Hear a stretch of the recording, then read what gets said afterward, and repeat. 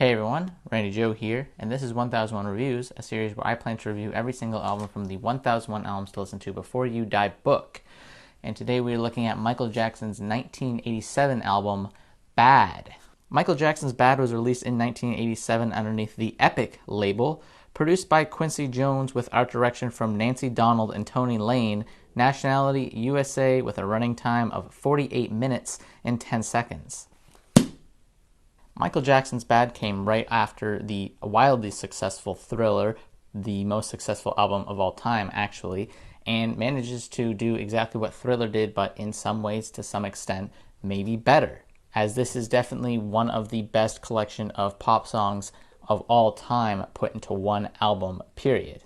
The whole album kind of consists of this persona that Michael Jackson is putting on of this bad boy type character who very subtly throughout many of these songs is also showing his vulnerabilities, as there is a very stark parallel between the bad boy character and the vulnerable side of him that he chooses to show. The opening track, Bad, is perhaps one of the most infamous songs ever by Michael Jackson, and manages to stand the test of time and not feel like a very generic 80s track by being catchier above all else. Even with the heavy synth use, it is not dated in any way and still feels just as enjoyable as it does back then. And already the engaging synths on here make this track worth a listen, but on top of that, Michael Jackson's very edgy and confident personality that he employs is also really well presented here and is a great way to kick off the album, kind of showing off the style that is going to kind of encapsulate a lot of the songs here. But like I said, a lot of the songs on here aren't afraid to show off Michael Jackson's more vulnerable side, especially with the next song, The Way You Make Me Feel, where Jackson does just that and really takes away this bad boy effect and instead puts all his love and effort into this woman. The very cocky and confident exterior that he was putting on in the first song here is completely slipped away, and instead this vulnerable side of him is very much put on show.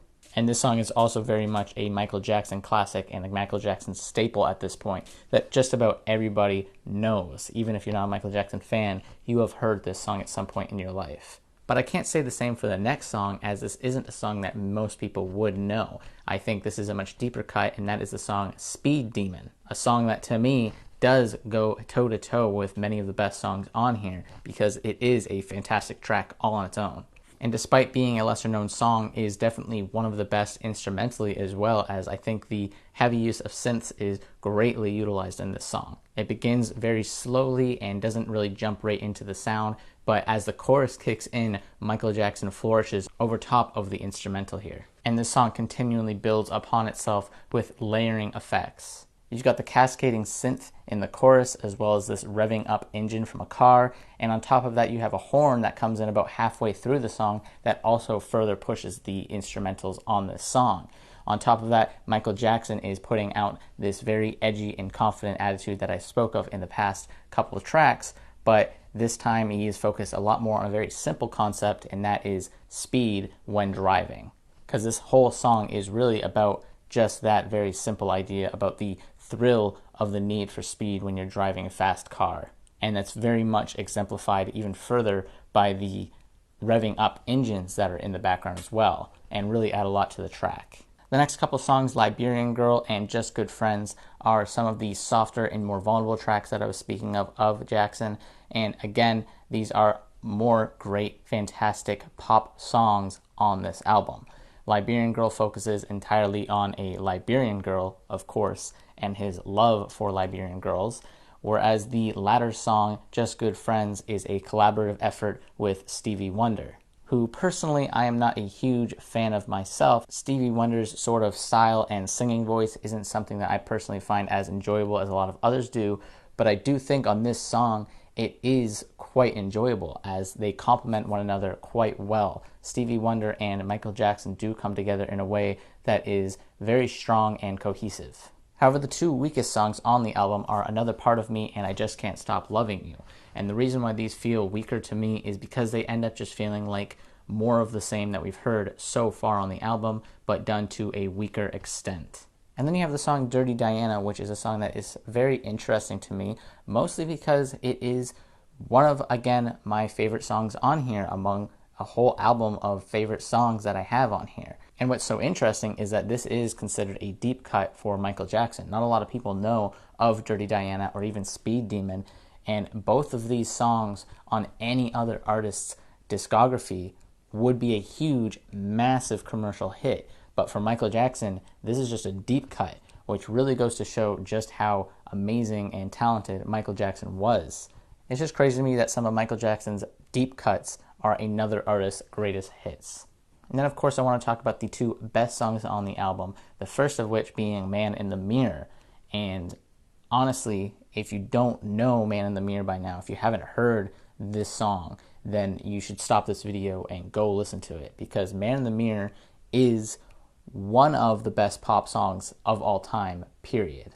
It's really just Michael Jackson at his most raw and most inspiring and even most vulnerable state, all put into one song. And his vocals that he kind of shouts in some of the portions of the song are just so full of passion and just raw talent that there's really a lot to be admired about this song. On top of that, the instrumentals are very shimmering and very clean and just lavish overall. And then we have one of my favorite Michael Jackson songs of all time, which is the incredibly iconic Smooth Criminal. The persona that he puts on in this song is just so incredibly unique and intriguing as he retells this murder scene. And the character that is retelling this murder scene is sort of like a very poppy neo-noir detective.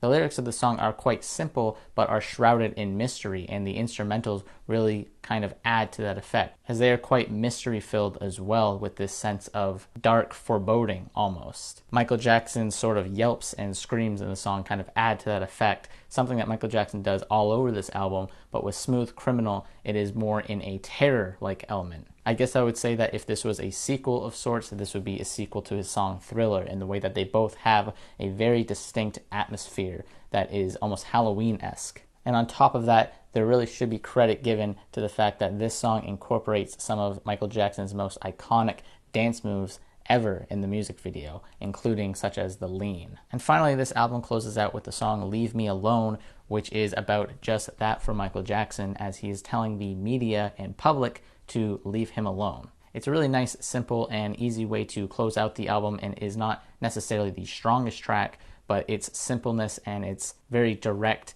attack on the media and public is really a nice way to finish off this album. It's almost like he's saying, okay, here's your album, now shut up and stop talking to me. So overall, this album is just absolutely filled to the brim with hit tracks, and even the songs that weren't huge hits for Michael Jackson, such as Dirty Diana and Speed Demon, would be hits for anyone else, and that is definitely an achievement in itself. This whole album is just perfectly filled with amazingly well done pop songs, and the production is not at all dated in the year 2020. They still feel just as effective and blunt as they were in the 1980s, and doesn't feel like I'm listening to a very poorly aged 80s album, like some of the albums in this book. On top of that, this album really does showcase the fact that Michael Jackson is the king of pop, and still remains to this day the king of pop. So finally, it gets a soft rating of 9 out of 10, and I will keep the rating at that. For the hard rating, it also receives a 9 out of 10, and it also gets an E for essential. This is worth the listen. It is a fantastic Michael Jackson album, it is a fantastic pop album, and it is a fantastic album in general. So go ahead and give this one a listen. Anyways, that pretty much does it for this video. If you like this video, please hit like, and let's go ahead and see what the next album is in the 1001 Albums to Listen to Before You Die book that we have to give a listen to. Random number generator 1 to 1001, generate 962. 962 being Justice Cross. So the album is called Cross by Justice. So go ahead and give that album a listen. We will review that in exactly 1 week from now. Anyways, that pretty much does it for this video. Please hit like and subscribe if you want to follow along in listening to every album from the 1001 Albums to Listen to Before You Die. My name is Randy Joe, and I'm signing off.